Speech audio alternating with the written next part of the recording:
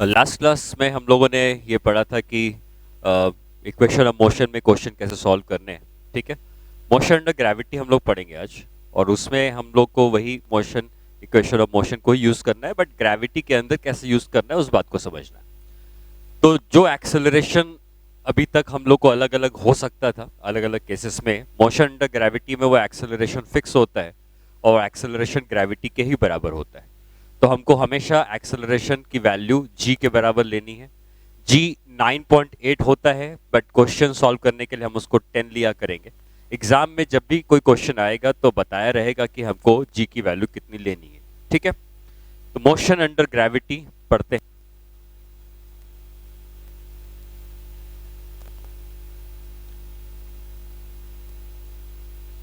Motion under gravity में motion straight line पे होगा, या तो पार्टिकल ऊपर जाएगा या नीचे आएगा।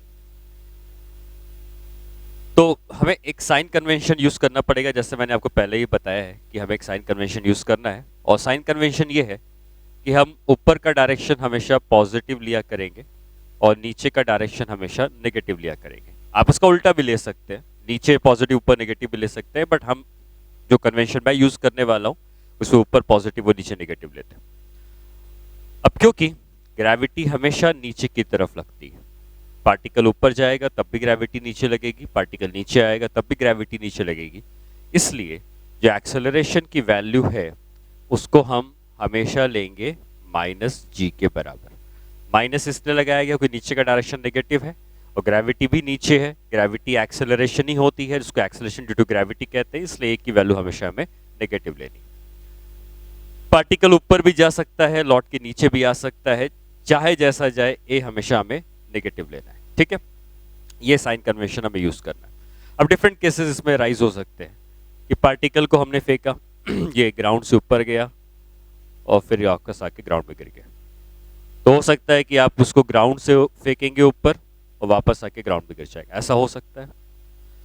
तो अगर आप इसको ऊपर की तरफ फेंकेंगे तो इनिशियल वेलोसिटी को हम क्या लेंगे, पॉजिटिव लेंगे, क्योंकि इनिशियल वेलोसिटी ऊपर की तरफ है इसलिए हम इसको पॉजिटिव लेंगे। ठीक है, डिस्प्लेसमेंट जो s होता है वो डिपेंड करता है कि आपको कहां से कहां तक के बारे में पूछा गया। अगर ये पूछा गया है कि पार्टिकल को यहां से फेंका गया और पार्टिकल वापस आके यहीं पर ग्राउंड में गिर गया, तो एक्चुअली जाने का पाथ और आने का पाथ होता सेम है, बस समझने के लिए मैंने उसको अलग पाथ में रिप्रेजेंट किया हुआ है। तो अगर पार्टिकल को जिस पॉइंट से आप फेंकते हैं उसी पॉइंट पे वापस आके गिर जाता है तो टोटल डिस्प्लेसमेंट इसका होता कितना है, डिस्टेंस नहीं डिस्प्लेसमेंट, वो 0 होता है, क्योंकि इनिशियल पोजीशन और फाइनल पोजीशन सेम। वही अगर पूछता कि यहां से यहां तक जाने का समय, तब डिस्प्लेसमेंट की वैल्यू कुछ ना कुछ हमको पॉजिटिव लेनी पड़ती। ठीक है, एक केस ये हो सकता है कि हमने पार्टिकल को ग्राउंड से ऊपर फेंका, पार्टिकल ऊपर गया और फिर जाकर किसी छत के ऊपर गिर गया। तो अगर ऐसे केस में हमें ये दिया हुआ है कि ये छत ग्राउंड से h हाइट ऊपर की तरफ है, तो फेंका क्योंकि ऊपर की तरफ गया है तो इनिशियल वेलोसिटी क्या होगी, positive. Acceleration due to gravity कितनी होगी, वो हमेशा -g होगी। और डिस्प्लेसमेंट कितना होगा, तो अगर ये इनिशियल पोजीशन है, ये फाइनल पोजीशन है, पार्टिकल ऐसे जाके यहाँ गिरा है, तो डिस्प्लेसमेंट होता है इनिशियल पोजीशन और फाइनल पोजीशन के बीच की शॉर्टेस्ट दूरी। तो ये इनिशियल पोजीशन है, ये फाइनल पोजीशन है, तो इनके बीच की शॉर्टेस्ट दूरी क्या h के ही बराबर है, तो डिस्प्लेसमेंट हम h के बराबर लेंगे, लेकिन साइन कन्वेंशन के साथ। क्योंकि इनिशियली यहाँ है और फाइनली यहाँ है, तो क्या आप ये कह सकते हो कि इसका डिस्प्लेसमेंट ऊपर की तरफ हुआ है, क्योंकि डिस्प्लेसमेंट होता है इनिशियल पोजीशन से फाइनल पोजीशन की तरफ जाने वाला वेक्टर। और अगर ये h ऊपर की तरफ है तो डिस्प्लेसमेंट हम +h लेके सॉल्व करेंगे। ठीक है, ऐसा हो सकता है कि किसी बिल्डिंग के ऊपर से हमने पार्टिकल को फेंका, तो हो सकता है ये बिल्डिंग हो, इसके ऊपर से हमने पार्टिकल को ऊपर की तरफ फेंका किसी वेलोसिटी से, ये पार्टिकल ऊपर जाएगा और फिर लौट के आके ग्राउंड में गिर जाएगा। अब यहां पर क्योंकि फेंका ऊपर की तरफ गया है तो इनिशियल वेलोसिटी पॉजिटिव है, पार्टिकल चाहे ऊपर जा रहा है या नीचे आ रहा है, एक्सेलरेशन ड्यू टू ग्रेविटी हमेशा कितनी है, -g के बराबर ही लेनी है। और डिस्प्लेसमेंट की जहां तक बात है, तो अगर ये h की दूरी है, इनिशियल पोजीशन ये है, फाइनल पोजीशन ये है, तो क्या फाइनल पोजीशन इनिशियल पोजीशन के नीचे आ रही है, ये इनिशियल है फाइनल है, तो इनिशियल से फाइनल की तरफ जाओगे तो नीचे आएगा। और क्योंकि ये नीचे आया है h की तरफ, तो इसलिए इसका डिस्प्लेसमेंट जो है वो लिया जाएगा -h। तो आपको इस बात का ध्यान देना है कि डिस्प्लेसमेंट 0 है अगर उसी जगह आके गिर जाता है, वही उसी लेवल पे गिर जाता है। अगर इसका फाइनल लेवल जहाँ गिर रहा है वो ऊपर है तो डिस्प्लेसमेंट पॉजिटिव लेंगे, और फाइनल लेवल अगर नीचे है जहाँ से फेंका गया है तो डिस्प्लेसमेंट नेगेटिव लेंगे। ठीक है, तो इन साइन कन्वेंशन के साथ हमें मोशन अंडर ग्रेविटी के क्वेश्चंस करने पड़ेंगे। तो एक सिंपल क्वेश्चन से स्टार्ट करते हैं। क्वेश्चन ये है कि a particle is thrown vertically upwards with 20 meter per second. Find में कुछ पार्ट हम ले लेते हैं। Total time travel before striking ground, ground में गिरने के पहले टोटल टाइम कितना लगाया है उसने। दूसरा हमें यह निकालना है, मान लो कि वेलोसिटी कितनी है, velocity with which it strikes the ground.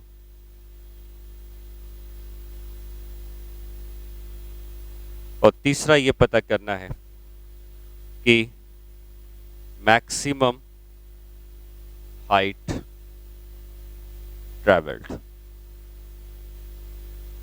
ठीक है, ये 3 पार्ट्स। तो इस क्वेश्चन को करने के लिए अगर हम एक डायग्राम बनाए जिसमें पार्टिकल को ऊपर की तरफ प्रोजेक्ट किया गया है 20 मीटर पर सेकंड की स्पीड से, तो ये पार्टिकल ऊपर जाएगा और आकर वापस ग्राउंड में गिर जाएगा।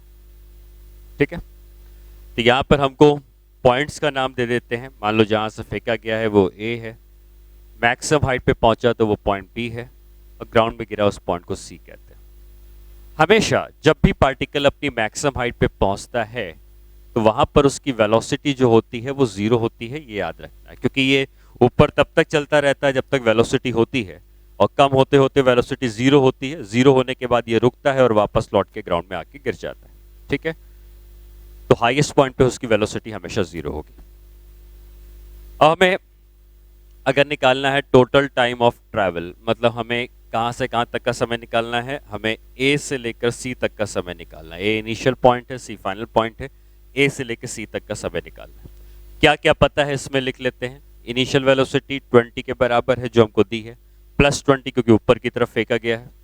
एक्सेलरेशन ड्यू टू ग्रेविटी को -10 लेंगे, माइनस इसलिए -g को हम 10 लेते हैं तो -10 वो हमेशा लेनी है।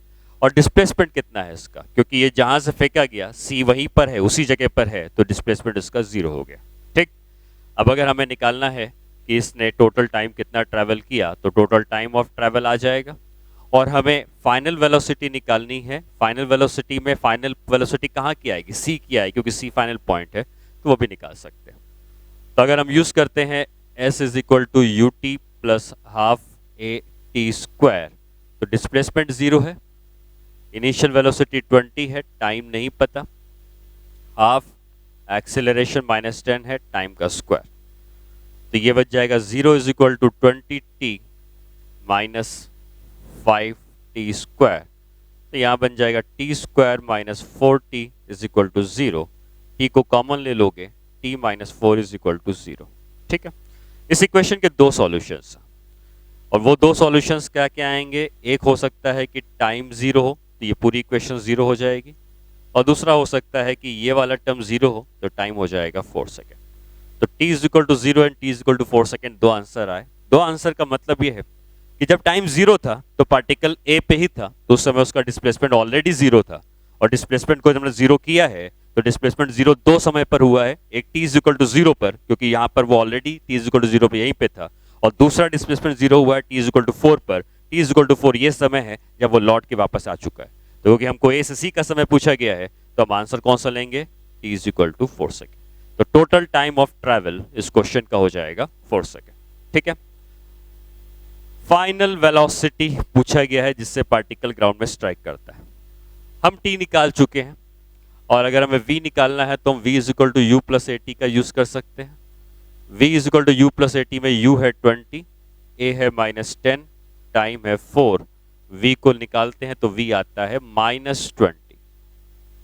माइनस इसमें सिर्फ ये बता रहा है कि गिरते समय इसकी जो वेलोसिटी का डायरेक्शन है ये डाउनवर्ड डायरेक्शन, इसलिए ये आंसर में नेगेटिव का टर्म आया है।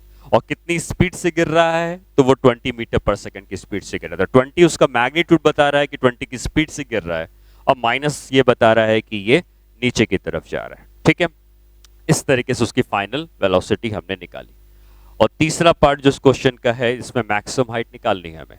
मैक्सिमम हाइट मतलब कहां तक की हाइट? बी तक की हाइट, और बी मैक्स हाईएस्ट पॉइंट है जहां पे उसकी वेलोसिटी हमेशा 0 होती है। तो अब हमें इक्वेशन कहां से कहां बनानी है? ए से बी बनानी है, क्योंकि हमें ए से बी तक की हाइट चाहिए। क्या क्या पता है? ए पर पता है कि इनिशियल वेलोसिटी 20 है, ये हमको पता है। हमको ये पता है हमेशा कि ए को हमें -10 लेना है, और हमें ये भी पता है कि फाइनल वेलोसिटी 0 है, क्योंकि बी पर जब वो पहुंचता है तो उसकी वेलोसिटी 0 हो जाती है। हमको क्या निकालना है? हमको डिस्प्लेसमेंट निकालना है, क्योंकि ए से लेकर बी तक का जो डिस्प्लेसमेंट होगा वही उसकी मैक्सिमम हाइट होगी। तो क्या यूज कर सकते हैं? v square is equal to U square plus 2as। तो v हो गया 0, u हो गया 20 का स्क्वायर प्लस 2a हो गया -10। डिस्प्लेसमेंट की वैल्यू आ जाएगी 20 मीटर्स, यही उसकी मैक्सिमम हाइट हो जाएगी।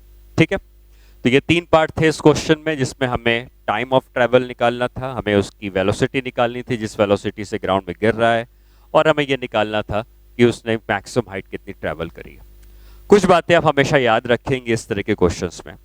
एक ये कि अगर आपने उसको 20 मीटर पर सेकंड से ऊपर की तरफ फेंका है, तो जब ये वापस उसी जगह पे आके गिरता है तो वो वही 20 मीटर पर सेकंड से ही गिरेगा। मतलब जो फेंकने वाली वेलोसिटी है और गिरने वाली स्पीड जो है, फेंकने वाली स्पीड और गिरने वाली स्पीड, वो स्पीड दोनों बराबर होती है। बस फेंकते समय आपने ऊपर फेंका है तो ये पॉजिटिव होगा, और गिरते समय ये नीचे आया है तो वो नेगेटिव होगा। वैल्यू दोनों केस में उसकी सेम आएगी, 20 के बराबर। दूसरी बात ये कि ये जितना समय ऊपर जाने में लगाता है उतना ही समय नीचे आने में भी लगाता है। तो अगर हमने total time of travel 4 second लगाया निकाला था, तो 4 सेकंड है पूरा ए से लेकर सी तक जाने का समय। जितना समय ऊपर जाने में लगाता है उतना समय नीचे आने में लगाता है। मतलब ए से बी जाने का समय पूछा होता तो ये 4 सेकंड का आधा मतलब 2 सेकंड होता। ये 2 सेकंड के लिए ऊपर जाता और 2 सेकंड के लिए नीचे आता। तो हमेशा पार्टिकल अगर सेम लेवल से सेम लेवल पे गिरेगा तो जितना समय ऊपर जाने में लगाता है उतना समय नीचे आने में लगाता है। ठीक है, और दूसरी बात ये कि जितनी स्पीड से फेंकते हो उतनी स्पीड से वापस आके ग्राउंड में गिरता है। हाईएस्ट पॉइंट पर उसकी स्पीड हमेशा 0 के बराबर होती है। इन जनरल अगर हमें ग्राउंड वाले क्वेश्चंस दिए होंगे और हमें यू की स्पीड से उसको कहा गया होगा, फेंका होगा, तो ये जितनी हाइट तक ऊपर जाएगा, मैक्सिमम हाइट जो ये ऊपर जाएगा गिरने के पहले, ये हाइट जो होती है, अगर ये हाइट h है तो आप h के लिए याद रख सकते हैं u स्क्वायर बाई 2g का फॉर्मूला। ठीक है, आप इस फॉर्मूले से सीधे सीधे ये पता लगा सकते हैं कि वो कितनी हाइट मैक्सिमम गया होगा अगर हमको u की वैल्यू दी होगी तो। ठीक है, और टोटल टाइम इसने जो ट्रैवल किया होगा, टोटल टाइम मतलब आने जाने का समय, ये सिर्फ टोटल टाइम का मतलब टोटल टाइम जो उसने आने और जाने में लगाया होगा, इसकी वैल्यू होगी 2h बाई जी के बराबर। सॉरी, अगर हम u के टर्म में निकालते हैं तो ये वैल्यू होती है 2u बाई जी के बराबर। ठीक है, तो ये टोटल टाइम ऑफ ट्रैवल है। तो टोटल टाइम इसको जो जाने आने में लगता है वो 2u बाई जी है। तो अगर मैं ये पूछता कि सिर्फ जाने में कितना समय लगा है, तो जाने में इसका आधा समय लगता, मतलब u बाई जी के समय तक ये ऊपर जाता, और वही u बाई जी के समय तक वो वापस नीचे आता। आने और जाने का समय बराबर होता। और अगर आपने u की स्पीड से फेंका है तो मैक्सिमम हाइट जो ऊपर जा सकता है ये u स्क्वायर बाई 2g है। ये कई जगहों पर डायरेक्टली यूज हम कर सकते हैं जब ग्राउंड टू ग्राउंड के क्वेश्चंस आते हैं। ठीक है, तो इनको आप याद रखेंगे। ओके, चलो नेक्स्ट क्वेश्चन में आते हैं। और नेक्स्ट क्वेश्चन अब ग्राउंड टू ग्राउंड का नहीं है, बल्कि हम मान लेते हैं कि हम किसी बिल्डिंग के ऊपर से फेंकते हैं। तो ये कोई बिल्डिंग है जिसकी हाइट कुछ होगी, और इस बिल्डिंग के ऊपर से हम किसी पार्टिकल को ऊपर फेंकते हैं। मान लो ये बिल्डिंग 100 मीटर की हाइट की है, और यहाँ से हमने एक पार्टिकल को ऊपर फेंका। इसकी स्पीड जो है वो मान लो 40 मीटर पर सेकेंड की है। तो ये पार्टिकल ऊपर जाएगा, कुछ समय तक रुकेगा और लौट के नीचे आ जाएगा। ठीक है, आके ग्राउंड में गिर जाएगा। तो हमें अब इसमें क्या क्या फाइंड आउट करना है? हमें फाइंड आउट करना है, पहला पार्ट है total time of flight. Total time of flight का मतलब कि टोटल समय इसने कितना लगाया इस जर्नी में। दूसरा हमें पता करना है velocity with which particle strikes the ground। ठीक है, कितनी वेलोसिटी से ग्राउंड में गिर रहा है ये पता लगाना है। तीसरा पता लगाना है टोटल डिस्टेंस ट्रेवल्ड। ठीक है, ये 3 पार्ट हमको पता लगाने हैं। तो ये इनिशियल पोजीशन है, इसको ए मान लो। ये हाईएस्ट पोजीशन है, इसको बी मान लो। ये नीचे आके गिरता है, इसको सी मान लो। तो अगर हमको टोटल टाइम ऑफ ट्रैवल निकालना है तो कहां से कहां तक का समय निकालना है? ए से सी तक का समय निकालना है। तो हम पहली इक्वेशन बनाएंगे बिटवीन पॉइंट ए एंड सी। ठीक है, पहली इक्वेशन बनाएंगे बिटवीन पॉइंट ए एंड सी। अब क्या क्या हमको पता है ये हम नोट कर लेते हैं। हमको पता है कि ए पर उसकी जो इनिशियल वेलोसिटी है वो 40 के बराबर दिख रहा है, +40 ऊपर की तरफ है। इसका जो एक्सेलरेशन है ये हमेशा -10 होता है। ठीक है, डिस्प्लेसमेंट, ये इनिशियल पोजीशन है, ये फाइनल पोजीशन है। अगर फाइनल पोजीशन नीचे है मतलब डिस्प्लेसमेंट नेगेटिव है, और इनिशियल पोजीशन से फाइनल पोजीशन कितना नीचे है? 100 मीटर नीचे है, इसलिए डिस्प्लेसमेंट को हम लेंगे -100। तो हमें डायरेक्टली ए से सी तक का समय मिल जाएगा। इस इक्वेशन में अगर हम टाइम निकाल लें तो टोटल समय मिल जाएगा, और v निकाल लें तो v कहां की वेलोसिटी है? v फाइनल वेलोसिटी है। फाइनल मतलब फाइनल कौन सा पॉइंट है? a और c में क्या c फाइनल पॉइंट है? c पर वेलोसिटी वो वही वेलोसिटी है जिससे ग्राउंड में गिरेगा। तो ये 2 चीजें हमें निकालनी। तो इन 2 चीजों को निकालने के लिए पहले हम यूज करते हैं s is equal to ut plus half at²। अगर इस फॉर्मूले का यूज करते हैं तो इस फॉर्मूले में हमें क्या क्या पता है? हमें डिस्प्लेसमेंट पता है -100 का है, इनिशियल वेलोसिटी पता है 40 की है, टाइम नहीं पता, एक्सेलरेशन पता है -10 का, टाइम नहीं पता। तो हमें टाइम यहां से निकाला जा सकता है। अब टाइम कैसे निकालते हैं? तो अब इस इक्वेशन को देख सकते हैं, ये क्वाड्रेटिक इक्वेशन है। इसको थोड़ा सिंप्लीफाई अगर हम करते हैं तो -100 is equal to 40t minus 5t²। सबको एक तरफ ले जाएंगे और सब t 5 से कैंसिल हो सकते हैं, तो t² minus 8t minus 20 is equal to 0। अगर हम इसके फैक्टर्स लेते हैं तो एक फैक्टर आएगा t प्लस 2 और दूसरा आएगा t minus 10 is equal to 0। ठीक है, इसके 2 फैक्टर्स हो गए। और यहां से क्या क्या समय आते हैं? यहां से एक समय आता है -2 और एक समय आता है +10। नेगेटिव वाला आंसर नहीं लेना है, हमेशा पॉजिटिव वाला आंसर लेना है। तो t is equal to 10 second जो है ये इसका टोटल टाइम ऑफ ट्रैवल आ जाता है। ठीक है, तो इस तरीके से हमने इसके टोटल टाइम ऑफ ट्रैवल की वैल्यू को फाइंड आउट किया।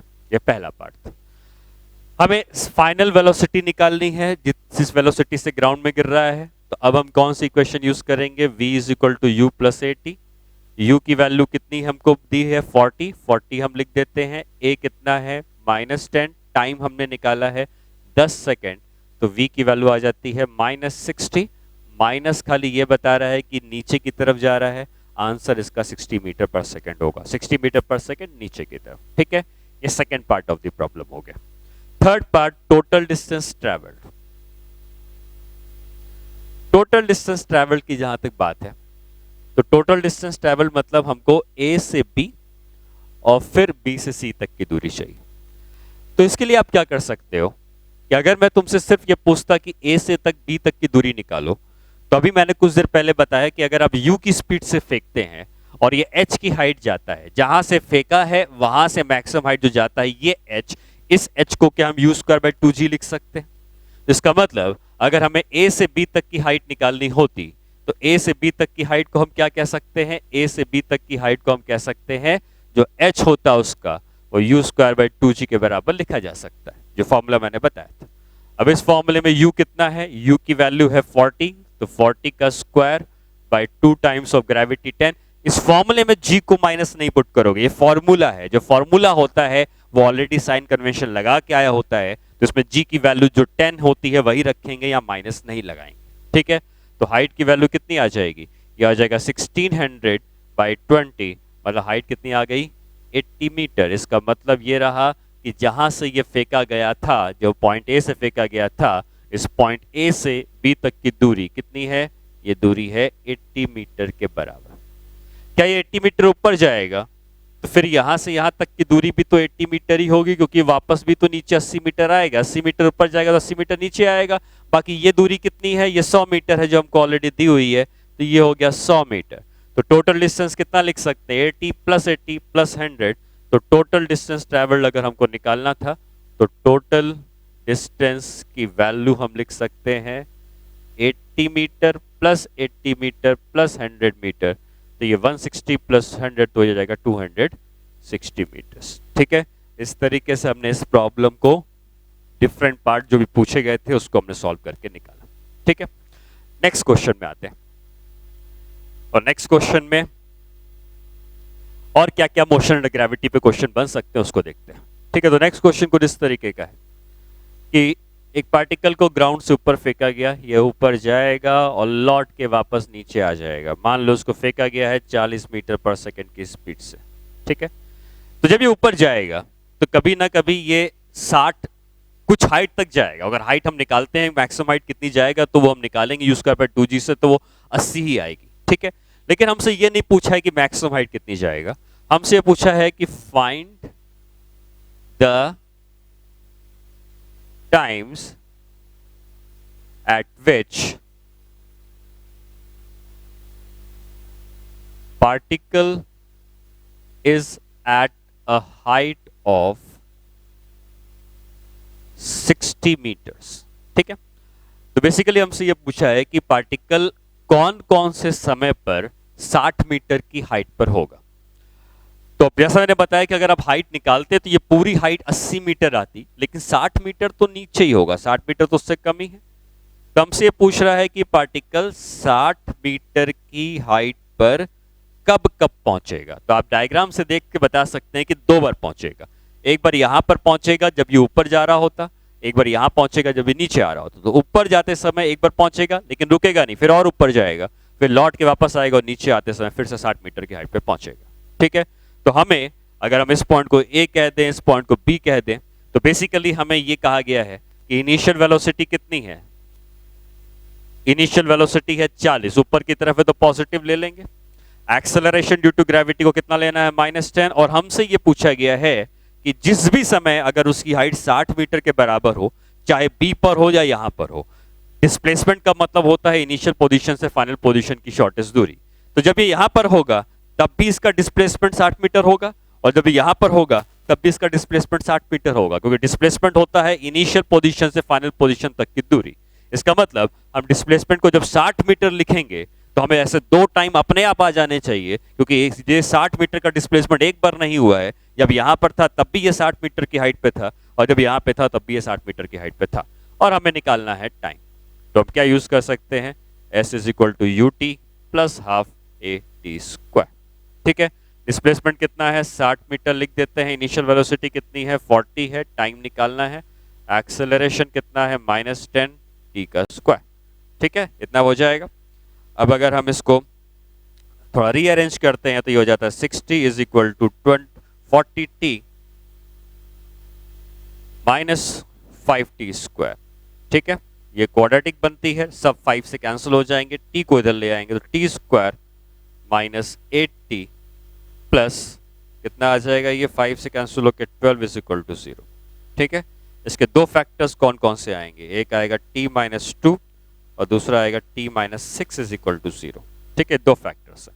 और जब इनको सॉल्व करके 2 फैक्टर्स को निकालते हैं तो आता है t = 2 एंड t = 6। क्योंकि दोनों टाइम पॉजिटिव हैं तो दोनों ही आंसर होंगे, मतलब 2 सेकंड भी आंसर होगा और 6 सेकंड भी आंसर होगा। 2 आंसर आने के रीजन क्या है? जैसे मैंने ये बताया कि ये इस 60 मीटर की हाइट पर एक बार नहीं 2 बार पहुंचा है। एक बार तब पहुंचा है जब टाइम कितना था? 2 सेकंड।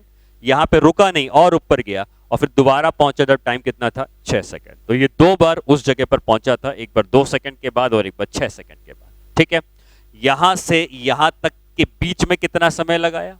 2 सेकंड है यहां से यहां तक पहुंचने का समय, 6 सेकंड है यहां से पूरा यहां से यहां तक पहुंचने का समय। तो 2 सेकंड में यहां पहुंच गया था, 6 सेकंड में यहां पे पहुंचा है, तो इनके बीच में कितना समय लगाया होगा? इनके बीच में लगाया होगा उसने 4 सेकंड। तो 4 सेकंड में वो बी से लेकर इस पॉइंट सी तक पहुंच गया होगा। तो अगर हमसे बोला जाता बी से सी तक का कितना समय है, तो बी से सी तक का समय है 2 और 6 के बीच का समय 4 सेकंड। ठीक है, इनके बीच में उसने 4 सेकंड का समय लगाया होगा। ठीक है, अगर इनके बीच में 4 सेकंड का समय लगाया है तो ये सेम लेवल है, ये जहां पर है ये भी उसी लेवल पे है। तो 4 सेकंड में ये यहां से जाकर लौट के वापस आ गया। अगर ये 4 सेकंड में लौट के वापस आ गया तो क्या 2 सेकंड जाने में और 2 सेकंड आने में लगाया होगा? और अगर 2 सेकंड जाने और 2 सेकंड आने में लगाया होगा तो 2 सेकंड अगर ये गया होगा तो 2 सेकंड ये गया होगा तो अब टोटल टाइम कितना हो चुका होगा?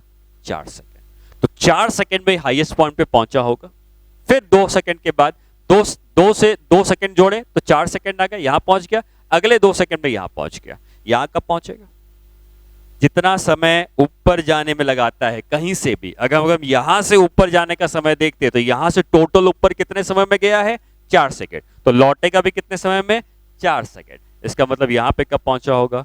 यहां पहुंचा होगा 4 ऊपर गया है तो 4 नीचे आया है तो 8 सेकंड में पहुंचा होगा। ठीक है, अगर आप चाहते तो निकाल सकते थे टोटल टाइम ऑफ फ्लाइट। और टोटल टाइम ऑफ फ्लाइट का फॉर्मूला क्या है? टोटल टाइम ऑफ फ्लाइट का फॉर्मूला क्या बताया था मैंने आपको? टू यू बाई जी, ये टोटल टाइम ऑफ फ्लाइट का फॉर्मूला था। देखिए जरा पुट करके देखें कि क्या 8 सेकंड आता है। 2 यू कितना है? 40, 40 बाई जी कितना है? 10, कितना आ गया? 8। आना ही चाहिए 8 सेकंड, क्योंकि 8 सेकंड का मतलब यही हुआ कि जितने समय ऊपर गया उतने समय में ये वापस नीचे आया होगा। ठीक है, तो ये एक प्रॉब्लम हुई जिसमें हमने ये सीखा कि एक ही हाइट पर वो 2 बार पहुंचता है, और वो 2 बार जो पहुंचता है तो 2 टाइम हम इस तरीके से फाइंड आउट करके निकाल सकते हैं। ठीक है, ओके, आगे बढ़ते हैं। इस बात को आप याद रखेंगे, कई बार इसका यूज होता है। ठीक है, वो ये होता है कि अगर हम पार्टिकल को ड्रॉप करते हैं, ठीक है, पार्टिकल को इनिशियल वेलोसिटी 0 से ड्रॉप करते हैं, तो ऑब्वियसली ये पार्टिकल नीचे गिरेगा। जब ये पार्टिकल नीचे गिरेगा इनिशियल वेलोसिटी 0 से ड्रॉप करने के बाद, तो कभी ना कभी ये ग्राउंड में भी पहुंचेगा। ठीक है, ग्राउंड में पहुंचा या नहीं पहुंचा, जब भी हम लिखेंगे ड्रॉप मतलब इनिशियल वेलोसिटी 0 है। बट आगे मैं बताऊंगा कि अगर तुम एक बलून से ड्रॉप कर रहे हो, जो बलून खुद उड़ता जा रहा है, तब उसकी इनिशियल वेलोसिटी 0 नहीं लेंगे। यहां पर एक जगह पे खड़े हुए और ड्रॉप कर दिया, इनिशियल वेलोसिटी 0 है। तो अगर हमसे ये कहा जाए कि टाइम t में t इज इक्वल टू 0 पे यहां पे था, t is equal to t में यहां पहुंच गया, ये दूरी कितनी है?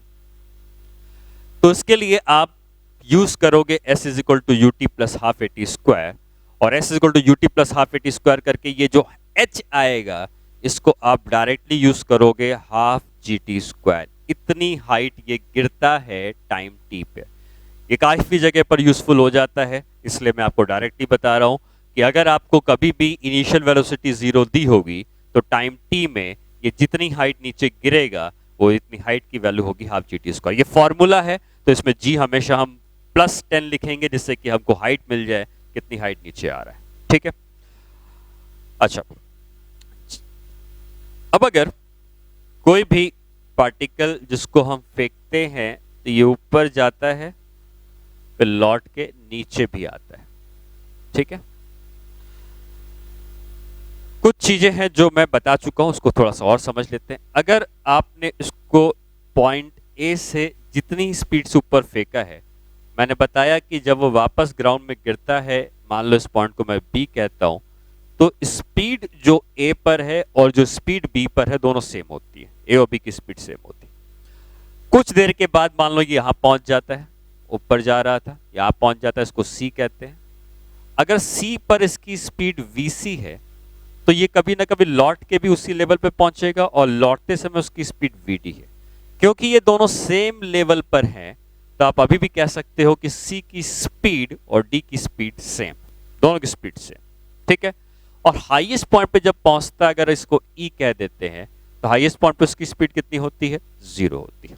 ठीक है, ये बात याद रखनी है। तो किसी भी हॉरिजॉन्टल लेवल पे जितनी स्पीड से वो ऊपर जाता है, लौटते समय उसकी स्पीड वही होती है, कहीं पर भी किसी भी हॉरिजॉन्टल लेवल पे, और हाईएस्ट पॉइंट पे उसकी स्पीड हमेशा 0 होती है। दूसरी बात ये कि जैसा मैंने बताया कि जितना समय ऊपर जाने में लगाता है उतना ही समय नीचे आने में लगाता है। मतलब अगर उसने ए से सी जितना समय जाने में लगाया होगा उतने ही समय में वो डी से बी वापस आ जाएगा। मतलब टाइम जो उसने लगाया होगा ए से सी जाने में, उतने ही टाइम पे वो कहां से कहां आ जाएगा, डी से बी लौट कर भी आ जाएगा। ये दोनों समय बराबर है, ठीक है। उसी तरीके से जितने समय पे वो सी से ई गया होगा, जितने समय सी से ई गया होगा उतने समय में वापस कहां से कहां आ जाएगा, उतने ही समय वापस ई से डी भी आ जाएगा। तो जाने का समय और आने का समय दोनों बराबर होता है। और यह भी कह सकते हैं कि जितने समय पे वो ए से ई गया होगा, जितने समय में वो ए से ई गया होगा उतने ही समय वो ई से बी वापस आ जाएगा, ठीक है। तो क्या सीखा हमने, सेम हॉरिजॉन्टल लेवल पर स्पीड्स बराबर होती हैं। जितना समय एक से दूसरी जगह पर जाने में लगाता है उतने ही समय पर दूसरी से पहले जगह पर लौटने में भी लगाता है, ठीक है। और कभी हमको अगर ये कहा जाता है कि इनिशियल वेलोसिटी 0 है, टाइम टी में कितनी दूरी ट्रेवल किया है, तो हाफ जी टी स्क्वायर है। ये दो चीजें कई क्वेश्चन में यूज होती हैं, इसलिए मैंने आपको अलग से बताई। चलो अब नेक्स्ट क्वेश्चन में मूव करते हैं। नेक्स्ट क्वेश्चन कुछ ऐसा है, एक पार्टिकल है, is throne vertically upwards from the foot of the tower. It crosses the top of the tower after t is equal to 6 seconds and again after t is equal to 12 seconds. Find height of tower, ठीक है। तो question ये है कि हमें tower की height तो नहीं दी है, लेकिन अगर मान लो ये टॉवर होता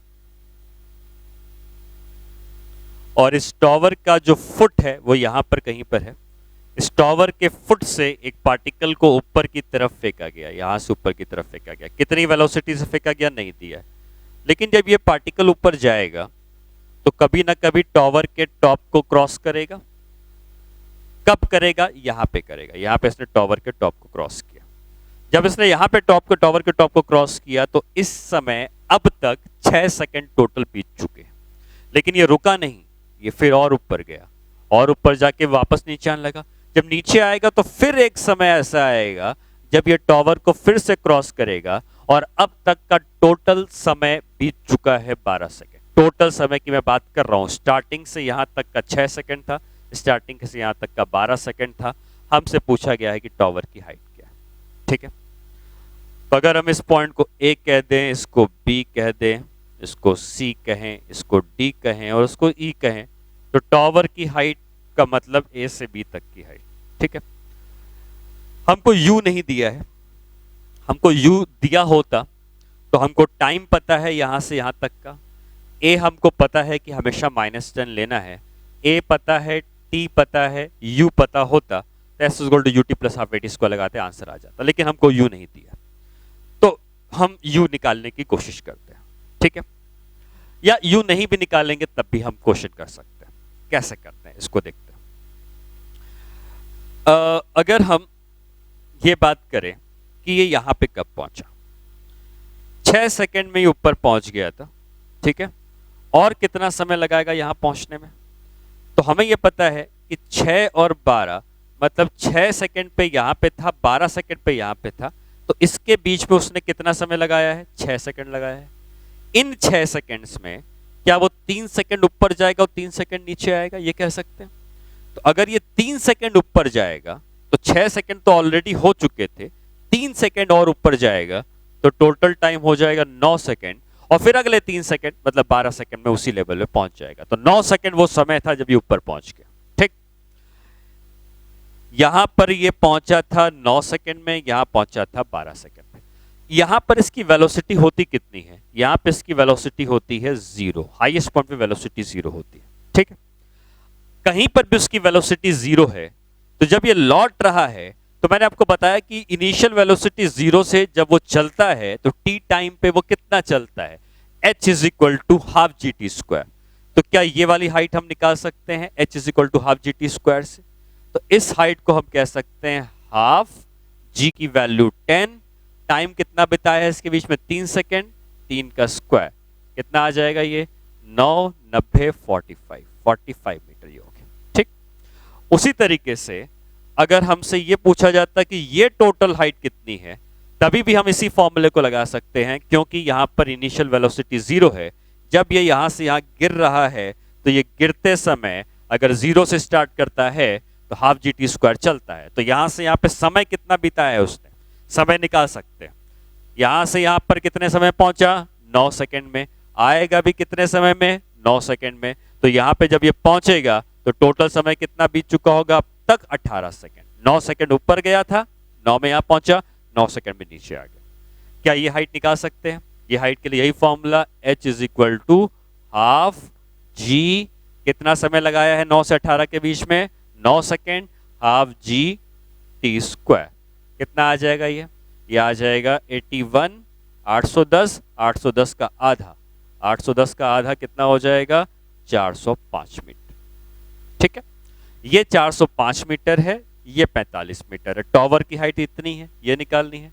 तो क्या टॉवर की हाइट जो h है, इस h को हम h2 में से h1 को घटा देंगे तो मिल जाएगा। तो टॉवर की हाइट हम यहाँ पे लिख सकते हैं कि जो टॉवर की हाइट होनी चाहिए h, वो होनी चाहिए h2 माइनस h1, मतलब कितना, 405 minus 45 is equal to 360 metre.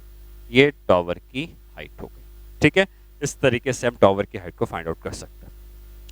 मैं ये नहीं कह रहा हूं कि एक ही ये मेथड है, इसे सॉल्व कर सकते हैं। किसी भी क्वेश्चन को फिजिक्स में करने के कई सारे डिफरेंट मेथड हो सकते हैं, बट कौन सा मेथड आपको जल्दी सॉल्यूशन तक पहुंचाता है, ये मैटर करता है। और जल्दी सॉल्यूशन तक पहुंचाने के लिए आपको इस बात का यूज करना है कि जो भी मैंने दो कॉन्सेप्ट बताए कि टी टाइम पे वो कितना गिरता है, यहाँ पे मैंने बताया हाफ जी टी स्क्वायर, इसको यूज करना है। और दूसरा ये बताया कि जितना समय में एक से जो दूसरे लेवल पे जाने में लगाता है, उतना ही दूसरे से पहले लेवल पे आने पे लगाता है। इन्हीं दोनों का यहाँ पे मैंने यूज किया और टॉवर की हाइट को फाइंड आउट किया, ठीक है। चलो, ये हो गया एक क्वेश्चन जिसमें हमने इस कॉन्सेप्ट को यूज किया। नेक्स्ट क्वेश्चन में आते हैं। नेक्स्ट क्वेश्चन कुछ ऐसा है कि पार्टिकल जो है इज थ्रोन विथ, मान लो 40 मीटर पर second, find the total distance traveled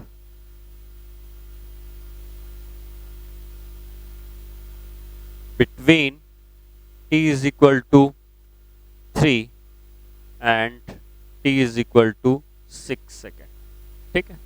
इस समय के बीच में उसने टोटल डिस्टेंस कितना ट्रेवल किया।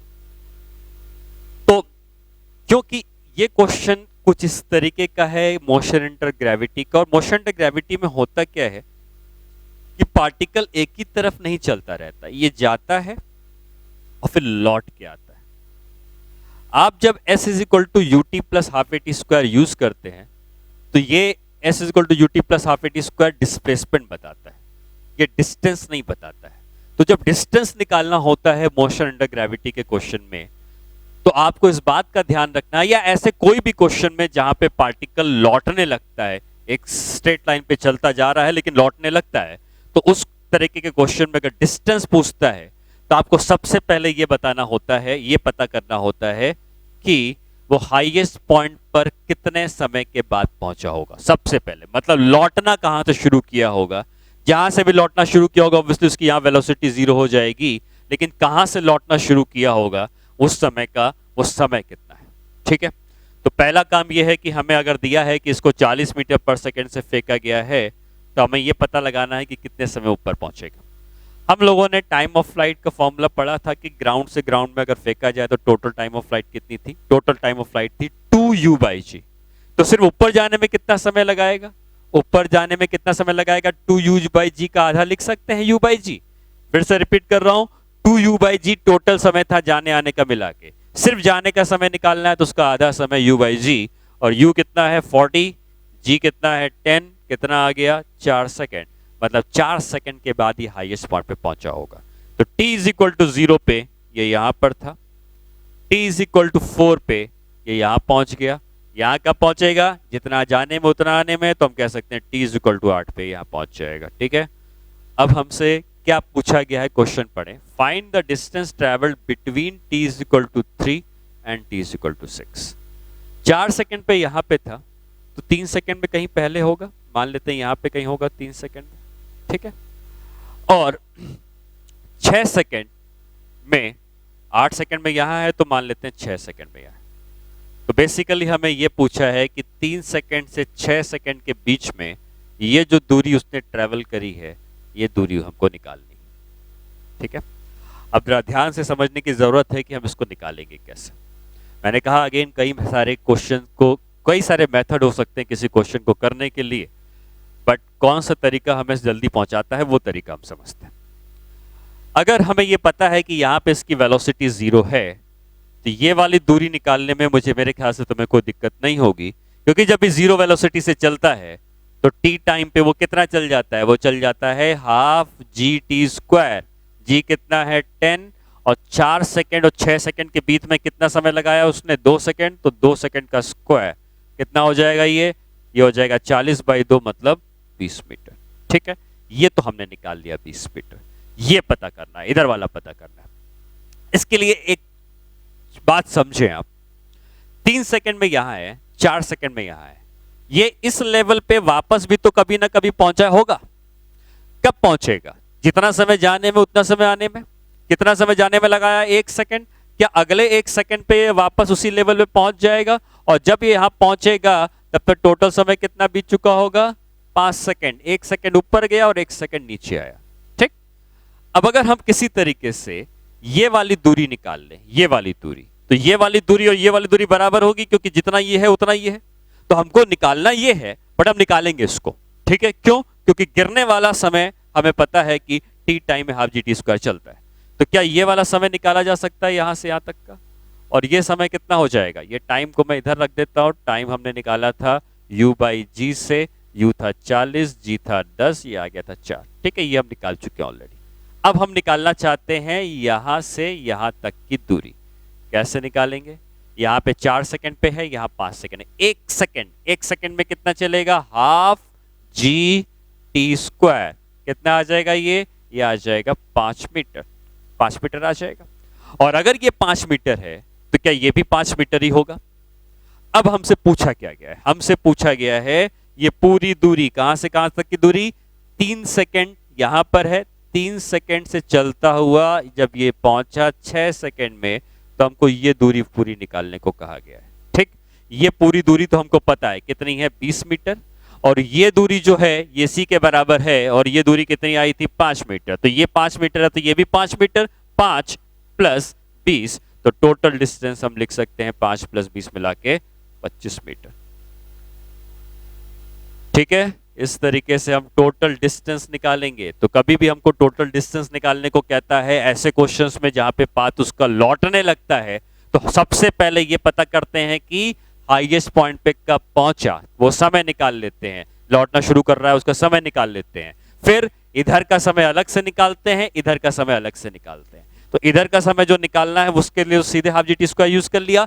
इधर का समय अलग से निकालना तो है, बट हम इधर का निकालने की बजाय अभी भी इधर का ही निकालेंगे। ये 1 सेकेंड है तो ये भी 1 सेकेंड लेंगे, हाफ g/t² से इधर का समय निकाल कर टोटल डिस्टेंस निकाल सकते हैं। ठीक है, तो अगर हमसे टोटल डिस्टेंस पूछता है इस तरह के क्वेश्चंस में, तो हमें इस तरह से सॉल्व करना होगा।